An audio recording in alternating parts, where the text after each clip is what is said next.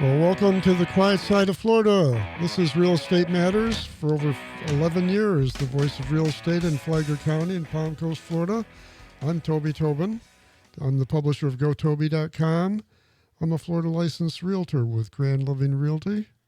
I'm joined by co-host Anna Maria Long from Flagler Home Builders Association. She's my trusty co-host. Hi. Representing the other end of the age spectrum. For now. I'm working my way up there. Well, happy birthday, though. Thank you. Yeah, so wish Anna Maria, but you'll always be a millennial. I will. Yes, that will never change. You're part of a cohort. Yes, the millennials are just starting to look down on other generations the way that older generations have looked down on us for our entire lives. Well, you'll like this side of the looking. So let's say a shout out to our sponsors. Our lead sponsor is Veranda Bay. Veranda Bay is a private developing community of lots and homes, luxury homes, on the Intercoastal Waterway in Flagler Beach, or almost in Flagler Beach. We'll see how that pans out, but it looks like the annexation is going to go through. And they feature custom homes by Olson Homes, AR Homes by Arthur Ruttenberg, ICI Homes, and Holbert Homes. And then some newly opened sections brought Toll Brothers and Dreamfinders into the mix. Check Veranda Bay out at verandabay.com. It's a beautiful community. They've got over 20 homes already up there. And as you mentioned, they're in the Parade of Homes. Yes, our several Olson, ICI, Toll Brothers, and Dreamfinders all have entries in the Parade of Homes. And Holbert Homes is our showcase home. Their Bay Breeze model is the showcase, and that is located in Veranda Bay. And all of those models will be open. Yes. Some of them are very likely open right now, but they will be open for the parade April 11th through 19th. 11th through 19th. And you can learn more at flaglerparadeofhomes.com. Well, that brings up the fact that the Flagler County Home Builders Association is also one of our sponsors, as is the Hammock Community Church. That's my favorite church. I attend there every Sunday at the 11 o'clock service. I call it the Little Church in the Woods along A1A. It's a mile north of the toll bridge. Great little church. Is traditional. We have a choir. We don't have a band. We sing the old traditional hymns. If you like that kind of atmosphere, we welcome you. Let's talk about February, and let's talk about January and February. We might as well put them together because I like to look at the most recent month and then the most recent year to date together. But looking at just February, 226 single-family homes were sold through the MLS, Flagler County MLS. Do you remember just a week ago, it was only about 167 or something like that. So over 40 homes. It was last minute. Last end of those month, people. There was a time when 40 would have been a big month. Oh, yeah. How quickly we forget. And the median price for those 226 single-family homes was $360,000. And the median days on market was 64. Now, compare that to last February. There were only 186 single-family homes sold. The median price was $364,990. Days on market, 64. Oh, that's for this month, sorry. But 360 versus 364, so we're off a little bit on median price, but we made up for that in having enough homes sold. So the total sales volume was up. So 23 homes were sold, and this is a big jump from previous months. 23 homes sold for $250,000 or less, and about half of them were cash. But days on market, only 15. And that's probably the highest month we've seen of 250 or less. And the other end of the spectrum, we monitor both the 20 or 250 and below and the million and plus. And for months, they're generally about equal. Yeah, they were crazy equal for 12, so long. 12 on one, 13 on the other, whatever. But only 6 homes closed last month for $1 million or $1 million plus. But days on market was also 15. 4 of those 6 were cash sales. So we're still seeing the days on market as a real indicator. Yes, it is. I do like seeing on the under 250. I know some people might think that could indicate, a number of things like people in foreclosure, stuff like that. But seeing that about half of them were cash, which those could be investors, or homes that are in disrepair, going to flip, things like that. The other half not being cash and being financed, I think that indicates that those are likely first-time home buyers or people who are going to just be living on a budget for some time. Well, the mortgage rate fell below 6% for the first time So we in really a couple gave of years. those first-time home buyers like the real boost that they needed. So, and honestly, if you're selling your house and you're near that 250 mark, just get to it and you'll sell your house really fast. Don't list it at 252. No, go for 250. Don't take anything lower, but you're going to be out the door in 15 days. Pack your boxes. Okay, now the number of homes listed, and this is again, these are Flagler MLS statistics, 1,218 homes listed for sale versus 1,292 a year ago. Days on market is 76 for those homes that are listed. 355 homes are in the pending category, and the pending category means they were listed, but now they are under contract, but they haven't closed. So they're in that gap between contract and closing. Purgatory. Yeah. This is where you hope the home inspector is going to treat you well. It is. It is a very scary time. If you're the buyer, you hope the home inspector finds something. You're like, where am I going? 58 days on market. The median list price for the second week in a row here is scooching up at $399,900. So we could round that up to 400,000. But call it, yeah. That's a lot higher. We've never been over 400 before. And building permits for the month, single family plus duplex, 131, but that compares to 213 a year ago. So permits are definitely down. We had a soft summer last year. We started out kind of on the downside, and through summer it was a slow market, and by the time we reached summer, the builders were starting to panic, and they stopped putting permitting specs. Yes. Or at least they slowed down significantly. But then the last 4 months, we'll get into that further in the show, but the last 4 months of 25, and you'll see the first 2 months of 26, are showing some real underlying strength in the market. And apparently the builders are starting to see that because permits are actually up since last summer. What are your builders telling you? I have several builders who are holding off on building additional homes that are not ready to go in Palm Coast specifically because of the impact fees. They're talking a significant amount of dollars that you don't need to put in yet, potentially. So we have some that are holding off on pulling their permits. Many that are just permitting less at a time, ensuring they have contracts for them first. And that's for the more of like the smaller regional. Is there anything that I know under pending litigation, you have to be careful what you say, but is there any information you can provide our listeners about the lawsuit? There likely won't be any updates until April at the earliest. Okay. Well, I'm sure you'll there remind us. There seems to be some confusion on how law works. So not from us. Maybe you can answer this question. How many lawyers does the Home Builders How many lawyers does it take to... Oh, sorry. We yeah, have one. 3 lawyers walked into a bar. And it wasn't the exam, the bar exam. We have one attorney on the Home Builders Association side, and he has 2 paralegals on staff, 1 working on our case. Okay, and that compares to...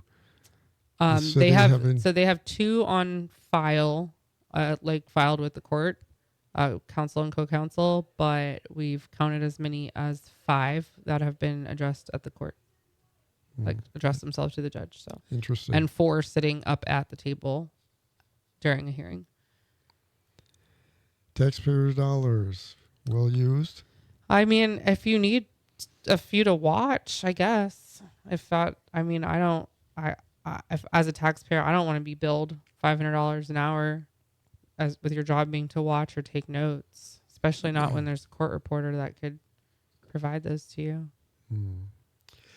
Well, we'll follow that as that case proceeds. Yeah, Yeah. I think so. Interesting. I'll just say that one competent attorney is perfectly capable of handling the case. Well, it's an interesting case because it's getting a lot of statewide attention.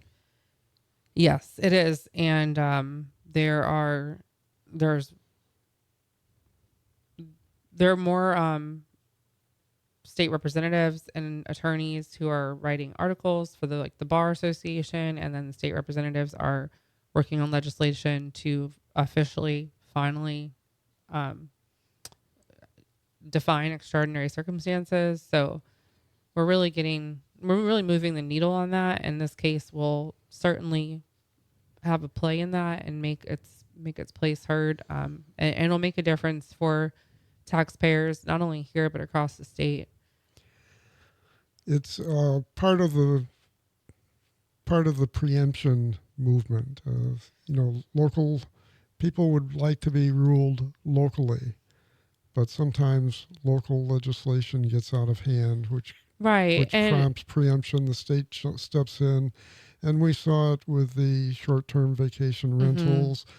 I think you're going to see it more and more because one of the things that makes housing expensive in Florida, and this is true in most states, but a lot of the zoning, land use ordinances and such are very, very local. And for instance, within Flagler County, what did you say? There's 6 different jurisdictions for. I know 5. you got Flagler Beach, you got the Flagler county, Beach, Beverly Beach, the county, Marineland. the city. Marineland doesn't. Well, I mean, I guess technically, yeah. 5 or 6. And if you're a builder and you're just building in Flagler County, you've got to deal with. You got to be sure you know where your lot is. Yeah, not only that, but I mean, just your literal permitting process is different. There's also a bill to streamline permitting across the state, just so that the process itself, like the literal form, is the same. It'll save a lot of time and money just to have one simple form. Yeah, but that'll be accusatory as preemption and taking away local rights. Yeah.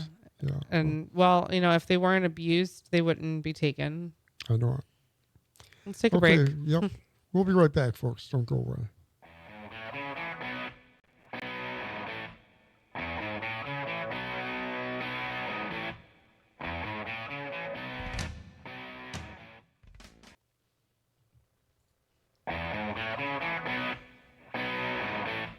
Well, welcome back, everybody. Thanks for staying with us. This is the second half of Real Estate Matters. We were just off on a tangent before the break talking about preemption. I live on a tangent. I call them side quests. That's how you get outside the box. You take a tangent. I also live out there. But, well, another example is housing affordability. Palm Coast, for instance, has very strict limits on single-family homes. They have to be at least 1,200 square feet, and they have to have a 2-car attached garage. And a front porch. And pardon? It has to have some front porch. It has to have a specific roof pitch. You've got to have a pitched roof. You can't have a flat roof. You've got to have banding or something around decorative around the windows or around the side, at least from the front view. And what that does is it's like redlining. Yeah. Selective zoning or. It effectively bans modular homes without saying you can't have a modular home here. I imagine they'd probably get into some more trouble if they said you can't have a modular home here. So instead they say, here are our architectural guidelines. Which, me being me, if I had like an extra couple days in my week, I would say I'm going to go design a modular home that can work just for this, that is affordable. Because surely, Well, Palm Coast isn't the only one out there doing this. It's right. not to pick on them. It's Well, other places. let's hold that thought. We'll get back to it if we have time today. Otherwise, we'll get back to it next week. I'm pinning it. Okay, I want to talk about more about the January and February numbers. So, looking at this would be early on year to date. Yes. But, And if you're watching the podcast, you can look at these on the show notes. Yes, on the show notes. While we're talking about it. Actually, by the time you hear this on the radio, I will have also posted a full-fledged article with graphs. Even better. On GoToby.com. So make sure you're watching that or looking at it while you're listening. Or make sure I get it done by Saturday. Well, now you have a real time limit. I put myself under the gun. By the way, thanks again to Veranda Bay, verandabay.com. Lead sponsor. Thank you. January, we were up from January 2025 to 2026. Number of homes sold is up 6.7%. So that's significant. And the median price was not. It was up just 0.4%. But if you look at the 250 and less market, January last year, there were 12. January this year, there were 10. Days on market last year, 10. This year, 6 for that 2-month period. And then the $1 million market, days on market, 41 last year, 31 this year. But if you look at the middle market, that's between the 250 and $1 million. Where the rest of us are. Yeah, right. 63 last year and 65 this year. So that's just, and this has been going on, this shows that it's been going on for a couple of years, where both ends of the market, days on market, is less than the middle market. Right. And we really have, and those are two separate markets. There's no overlap. Yeah. There's no Venn diagram of that. They would just be two circles a long ways apart.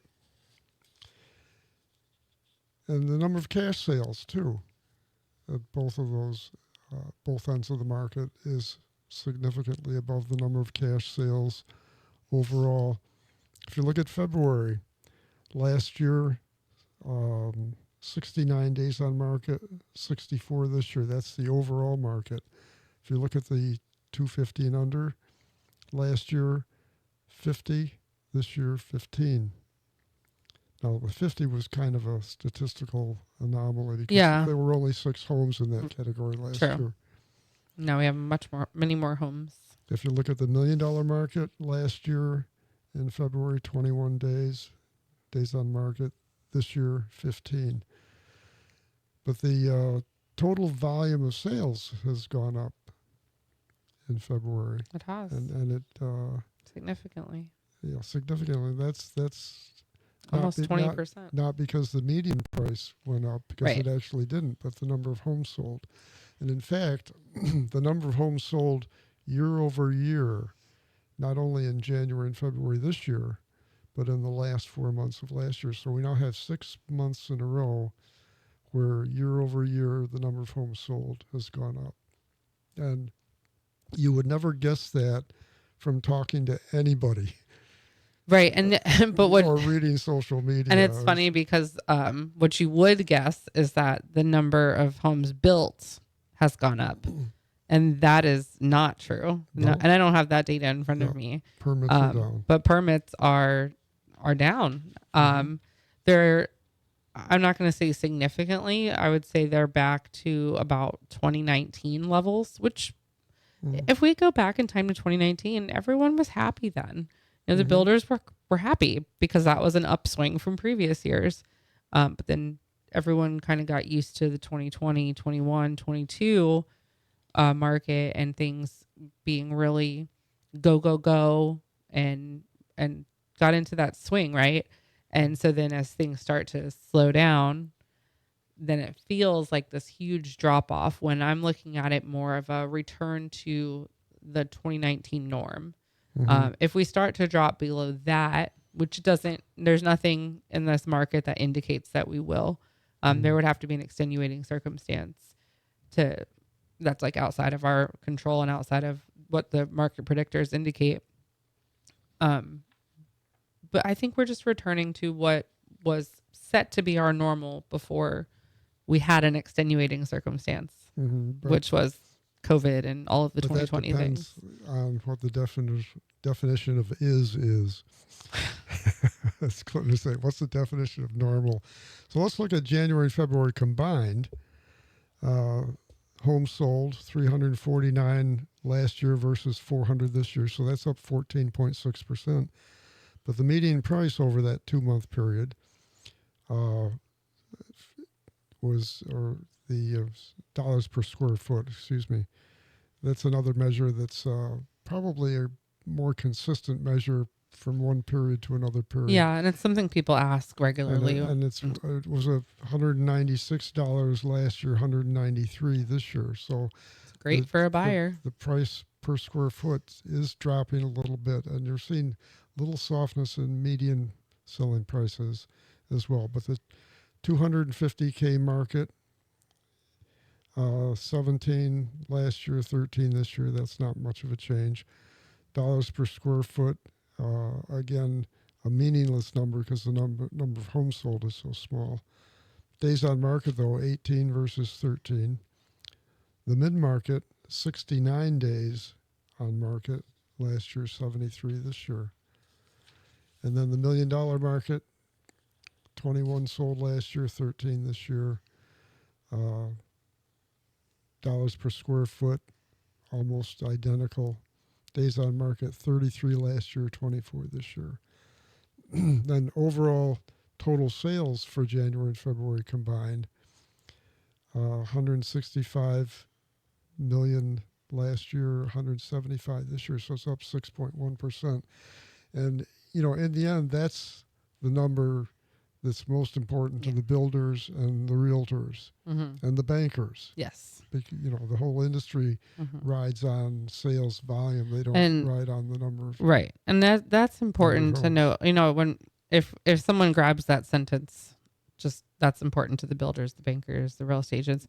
That also matters or should matter to everyone else too, right? Because that is an indicator of our local economy. Because people are able to purchase homes or sell homes, which is part of normal transactional activity, that either puts you in a home and gives you equity, or gets you out of a home that you don't want to be in and gives you cash, and it's employing people. So I just want to make sure that we're kind of recognizing that it's not the total sales volume and selling houses and building houses and just like one of those ultra rich people things that this is good for those other people. Well, it's good for all of us. All that money doesn't go into the developer's pocket either. We know that we're allegedly in it, and we haven't found any cash. So, have you found any cash? Okay, I was just checking because you looked just away. Oh no, my other name is Pro Bono. So. I was going to talk a little more about housing affordability and a recent trend. The Japanese building companies are starting to invest in U.S. builders, and they're now controlling over 10% of the national building, residential building construction. So interesting. And they're bringing some new innovations to the market. We'll talk about those next week. Yeah, that'll be really exciting to get into. Yeah, because some of the things that they're doing, there are two things that are different about the Japanese. They're very innovative, number one, and they think in the long term. I mean, their money market is looking 50 years and 100. Yeah, and they, correct me if I'm wrong, but they look more at sustainability.